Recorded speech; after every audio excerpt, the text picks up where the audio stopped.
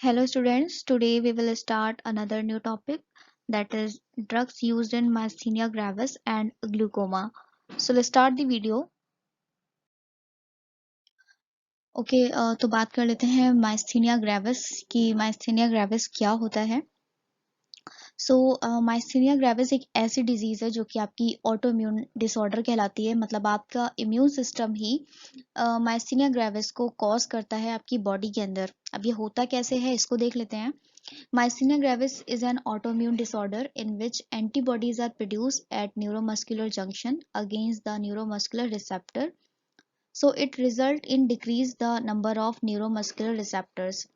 होता क्या है कि जो आपका न्यूरोमस्कुलर जंक्शन है जहाँ पर आपके न्यूरोमस्कुलर रिसेप्टर्स प्रेजेंट होते हैं, तो ये जो आपकी एंटीबॉडीज होती हैं, ये आपके खुद की एंटीबॉडीज जाकर न्यूरोमस्कुलर रिसेप्टर से बाइंड हो जाती हैं और बाइंड होने के बाद में उसको जो रिसेप्टर है उसको एक तरीके से डीएक्टिवेट या फिर क्लोज कर देती हैं, जिसकी वजह से कोई भी आपका जो मटेरियल है वो एक्स्ट्रा सेलुलर से इंट्रा सेलुलर नहीं जा पाता है और ना ही तो इंट्रा सेलुलर से एक्स्ट्रा सेलुलर जा पाता है, जिसकी वजह से जो आपका न्यूरोमस्कुलर रिसेप्टर है वो एक तरीके से डिक्रीज होने लगता है। डिक्रीज का मतलब जैसे जैसे आपके एंटीबॉडीज रिसेप्टर्स पर बाइंड होना स्टार्ट कर देंगे तो आपके जितने भी रिसेप्टर्स प्रेजेंट हैं वो इनएक्टिवेट होते चले जाएंगे और एक कंडीशन ऐसी आएगी कि आपके कोई भी रिसेप्टर वहां पर एक्टिवेटेड रिसेप्टर प्रेजेंट होगा ही नहीं, जो आपके मींस एक्स्ट्रा सेलुलर फ्लूइड को आपके इंट्रासेलुलर में ले जा सके। तो इस वजह से यहाँ पर ये जो टर्म है वो दिया गया है कि आपके न्यूरोमस्कुलर रिसेप्टर्स वहां पर डिक्रीज हो जाते हैं। और होता किस लिए है? क्योंकि आपके जो खुद के जो एंटीबॉडीज हैं वो आपके रिसेप्टर्स को बिल्कुल क्या कर देते हैं, इनएक्टिवेट कर देते हैं।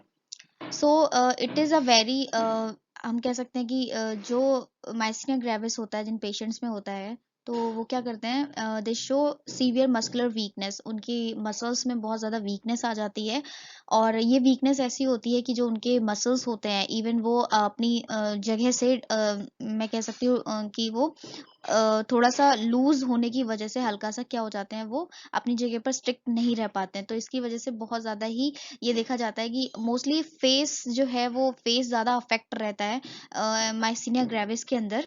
तो patient with thymoma show an increased risk of development of myasthenia gravis. तो जो भी पेशेंट जिनको थाइमोमा मतलब होता है उनकी बॉडी में, तो वो क्या है, उनकी एंटीबॉडीज बहुत जल्दी ही माइस्थीनिया ग्रेविस को कॉज कर देती हैं, यानी अपने रिसेप्टर्स को जाकर इनहिबिट कर देती हैं। तो ये जो है आपका माइस्थीनिया ग्रेविस होता है। आई होप कि आपको माइस्थीनिया ग्रेविस समझ में आ गया होगा। अब हम एक बार एक डायग्राम के थ्रू इसको देख लेते हैं कि एक्चुअल में माइस्थीनिया ग्रेविस के पेशेंट किस तरीके से दिखाई देते हैं एंड जो प्रोसेस है वो आपकी किस तरीके से मैकेनिज्म ऑफ एक्शन चलता है जिसकी वजह से माइस्थीनिया ग्रेविस बॉडी के अंदर कॉज हो जाता है। तो यहाँ पर आपको देखिए एक डायग्राम देखने को मिल रहा है जो कि माइस्थीनिया ग्रेविस एक यहाँ पर एक बॉय है, इसमें माइस्थीनिया ग्रेविस के सिम्टम्स दिखाई दे रहे हैं और आप यहाँ पर इजीली देख सकते हैं कि जो आपकी नर्व है, ये क्या है, ये नर्व है एंड आपकी नर्व मसल्स के साथ में जुड़ी हुई है। तो यहाँ पे एक पोर्शन आपको ये दिखाया गया है कि ये नर्व सेल है एंड आपके ये मसल्स हैं, ये मसल्स इसके साथ जुड़े हैं। फिर इसको दोबारा से जूम करके दिखाया गया है। हो क्या रहा है यहाँ पर कि आपके ये जो रिसेप्टर है, न्यूरोमस्कुलर जंक्शन है ये आपका, और ये आपके जो न्यूरोमस्कुलर रिसेप्टर्स प्रेजेंट हैं ये। एंड देखिए यहाँ पर जब नॉर्मल कंडीशन होती है तो जो सोडियम आयंस हैं वो आपके एसिटाइल कोलिन यहाँ पर बाइंड रहता है और आपका जो न्यूरोमस्कुलर रिसेप्टर है वो ओपन रहता है और सोडियम जो है वो इजिली अंदर पेनिट्रेट कर जाता है। तो लेकिन जब भी कभी जो आपके माइस्थीनिया ग्रेविस के जो पेशेंट होते हैं उनमें क्या हो जाता है, उनमें न्यूरोमस्कुलर जंक्शन की जगह पर आप देख सकते हो एंटीबॉडीज जो होती हैं, मतलब एक ये जो एंटीबॉडी होती हैं आपके इन रिसेप्टर्स को एज अ फॉरेन मटेरियल लेने लगती हैं और फॉरेन मटेरियल समझ कर ही इनको ब्लॉक कर देती हैं।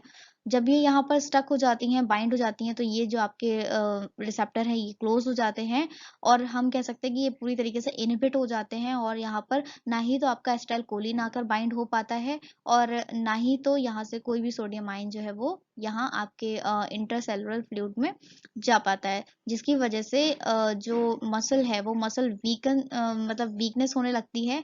एंड यहाँ पर आप देख सकते हैं कि जो ये नॉर्मल फिजियोलॉजी में देखिए आईज जो है उसकी प्रॉपरली ओपन है। एंड यहाँ पर देखिए कि जो स्किन है वो वीक होने की वजह से उसकी आईज जो है वो हाफ क्लोज हो गई हैं। सो डिजीज ऑफ न्यूरोमस्कुलर जंक्शन इसको बोला जाता है। एंड अगर फीचर्स की बात की जाए तो ड्रॉपिंग ऑफ आईलिड, आईलिड जो है वो ड्रॉप हो जाती है। वीकनेस इन आर्म लेग्स, यानी आपके जो आर्म्स और लेग्स है उसमें सबसे ज़्यादा वीकनेस देखने को मिलती है। And change of voice, voice में भी चेंजेस हो जाते हैं ऐसे पर्सन्स के। एंड सॉलोइंग डिफिकल्टी, और किसी भी चीज़ को सॉलो करने में, खाने में बहुत ही ज़्यादा प्रॉब्लम होने लगती है। तो ये मोस्टली फीचर्स देखे जाते हैं माइस्थीनिया ग्रेविस के पेशेंट के अंदर।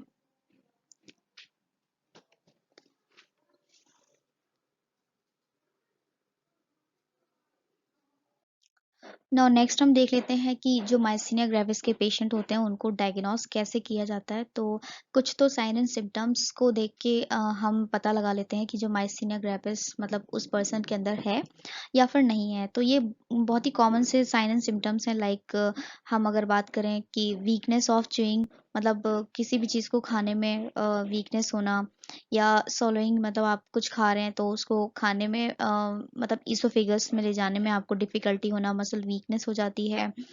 एंड नेक फ्लेक्सन हो जाता है। नेक फ्लेक्सन का मतलब हो गया नेक जो है वो आप प्रॉपर तरीके से उसको स्ट्रेट नहीं रख पाएंगे।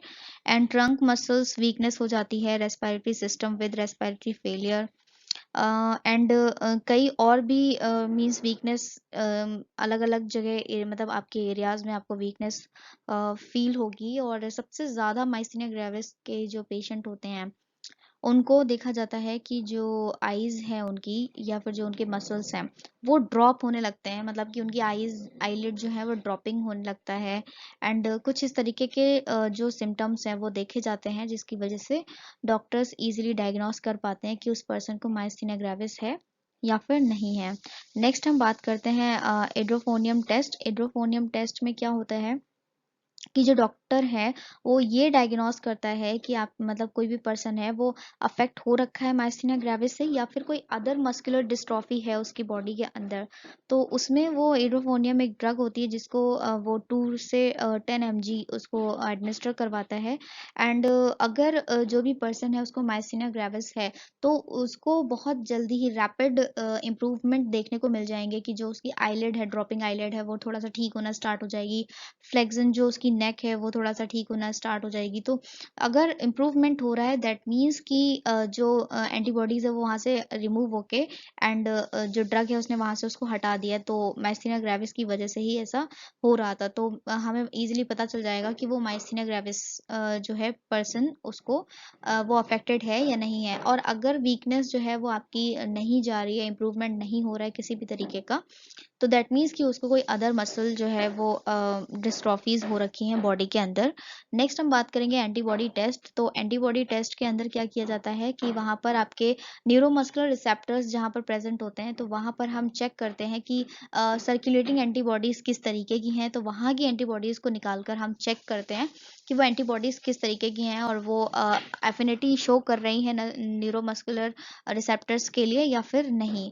नेक्स्ट हम बात करेंगे न्यूरोफिजियोलॉजिकल टेस्ट के लिए। तो न्यूरोफिजियोलॉजिकल टेस्ट के अंदर क्या करते हैं कि रिपीटेटिव नर्व स्टिमुलेशन करवाते हैं जो भी आपका नर्व फाइबर होता है।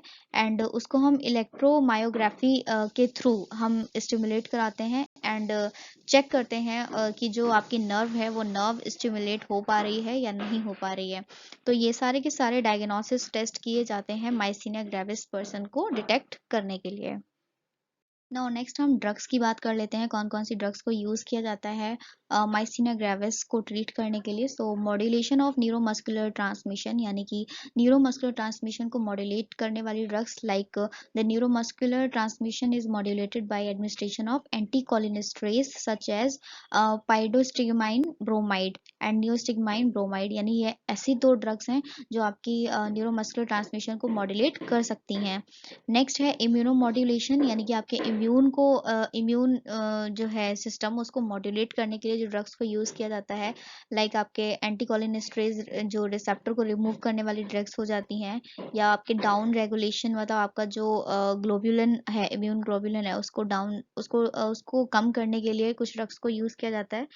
एंड कुछ हम देखते हैं बीटा ब्लॉकर्स जो होते हैं, उन बीटा ब्लॉकर्स को लाइक डी ट्यूब्यूक्रोनिन या फिर आपके अमाइनो ग्लाइकोसाइड एंटीबॉडीज जो होती हैं, इनको यूज़ किया जाता है। न्यूरोमस्कुलर ब्लॉकर्स को भी यूज़ करते हैं ताकि जो आपके इम्यूनो सप्रेसेंट जो है आपका, मतलब इम्यून जो है वो सप्रेस हो जाए और अपनी एफिनिटी जो है वो आपके न्यूरोमस्कुलर रिसेप्टर्स के साथ में दिखाना कम कर दे या फिर इनहिबिट कर दे, ताकि आपके जो रिसेप्टर्स हैं उनमें एसिटाइलकोलिन ही सिर्फ और सिर्फ बाइंड रहे, ना कि वो खुद जाकर बाइंड हो जाए, जिसकी वजह से आपका रिसेप्टर जो है वो इनहिबिट हो जाता है और जो माइसिनिया ग्रेविस है वो कॉज हो जाती है। तो इस तरीके से जो है वो डिफरेंट डिफरेंट ड्रग्स को यूज़ किया जाता है आपके माइसिनिया ग्रेविस को ट्रीट करने के लिए। नेक्स्ट हम बात कर लेते हैं ग्लूकोमा। ग्लूकोमा क्या है आपका, ये प्रोग्रेसिव ऑप्टिक न्यूरोपैथी है एक तरीके का। Glaucoma is defined as a progressive optic neuropathy causing damage to optic nerve that result in visual field defect. यानी ये आईज में आपकी प्रॉब्लम होती है ग्लूकोमा, एंड इसमें होता क्या है कि आपकी ऑप्टिक नर्व को डैमेज कर देता है। और एक्चुअल में ये होता किसकी वजह से है, आपका जो एक्वस ह्यूमर है वो जब बहुत ज़्यादा आपकी आईज में स्टोर होने लगता है और ये आपकी रेटिना को जाकर खराब करने लगता है, जिसकी वजह से पर्सन जो है वो सफ़र हो जाता है फ्रॉम ग्लूकोमा डिजीज़। तो ग्लूकोमा डिजीज़ जो है वो आपकी नॉर्मली एक तरीके की न्यूरोपैथी, ऑप्टिक न्यूरोपैथी है, जो आपके एक्वस ह्यूमर की लेवल के बढ़ने की वजह से बॉडी में कॉज हो जाती है। देखिए, इसको समझने के लिए यहाँ पर इस डायग्राम को आप देख सकते हैं, जिसमें नॉर्मल विज़न के बारे में बताया गया है। नॉर्मल विज़न आपका कुछ इस तरीके से होता है कि आपका जो लेंस है और जो आपका एक्वस ह्यूमर है यहाँ पे फिल्ड रहता है, वो आपका पर्टिकुलर अमाउंट में रहता है, एंड जब ये बहुत ज़्यादा हो जाता है तो ये आपके टीयर्स के थ्रू बाहर भी निकल जाता है, एंड आपका विट्रस जो फ्लूइड है वो किसी भी तरीके का प्रेशर जो है वो आपके जो बैक पोर्शन है आपके आईज पे वो नहीं लगाता है।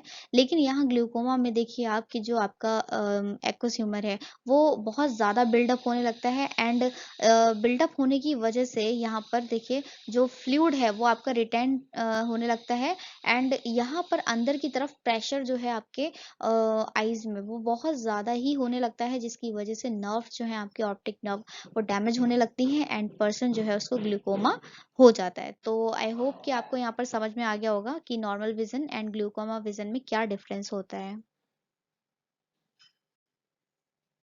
नाउ अब हम बात कर लेते हैं टाइप्स ऑफ ग्लूकोमा। तो टाइप्स में देखिए दो टाइप्स हैं, chronic simple glaucoma and acute congestive glaucoma.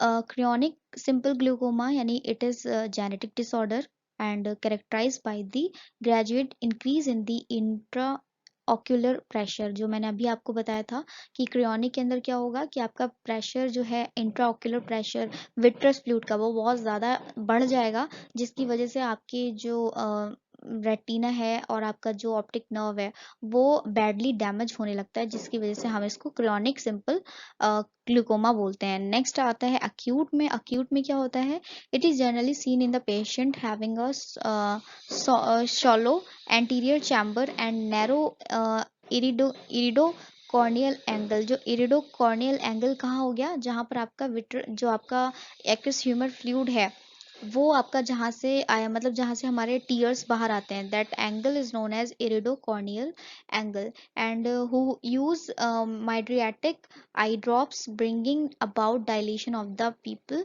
and this condition is a medical emergency which if one once under control is treated either surgically or by laser iridotomy। तो acute के अंदर क्या कह रहे हैं कि ऐसा कुछ भी प्रेशर आपका यहाँ पर देखने को नहीं मिलता है, जो विट्रस फ्लूइड का प्रेशर आपको आपके आईज में, आईज बॉल में जो है फील होता है, ऐसा कुछ नहीं होता है। बट यहाँ पर जो हाइड्रो कॉर्नियल आपका एंगल होता है, तो वहाँ पर क्या होता है एक तरीके से जो पर्सन है उसको वहाँ पर थोड़ा सा इचिंग और थोड़ी सी सॉलो और रेडनेस जो है वो फील होगी, एंड साथ ही साथ उसको जो एक्वस ह्यूमर है उसका वो उसको रिटेंट होता हुआ पता चलेगा। जो आईज है वो हर वक्त थोड़ा सा मीन्स मॉइस्ट लगती रहेंगी। आप भी अगर देखोगे तो ऐसे पर्सन्स की आईज जो होती हैं थोड़ा सा ग्लासी लुक में होती हैं, हर वक्त ऐसा लगेगा कि आंख के अंदर क्या है टीयर्स जो है वो प्रेजेंट हैं।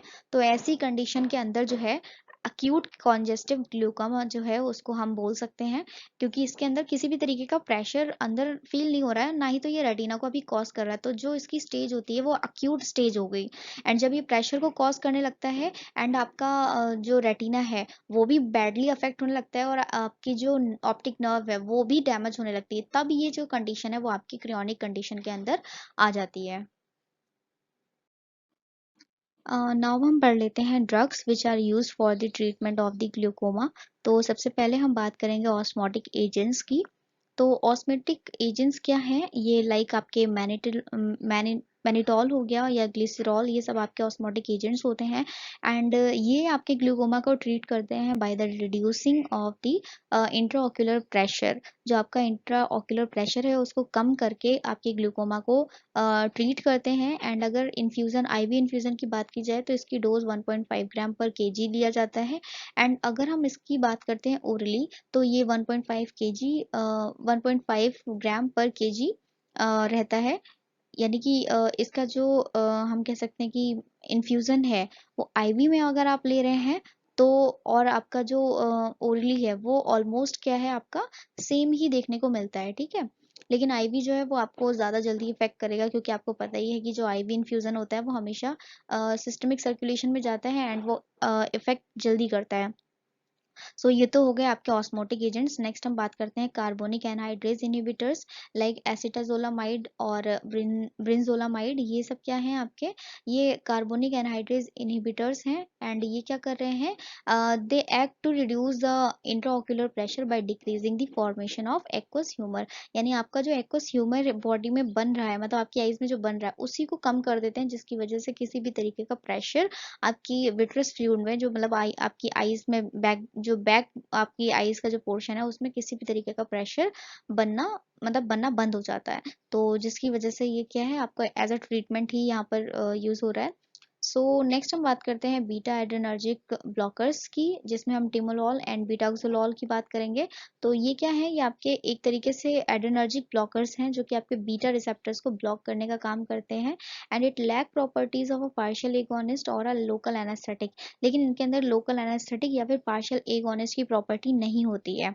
सो it has no effect on the size of pupil और एक्यूमिडेशन, और ना ही तो ये किसी भी तरीके का आपके पीपल साइज पे इफेक्ट देते हैं, ना ही तो आपके लेंस को अक्यूमुलेट करवाते हैं।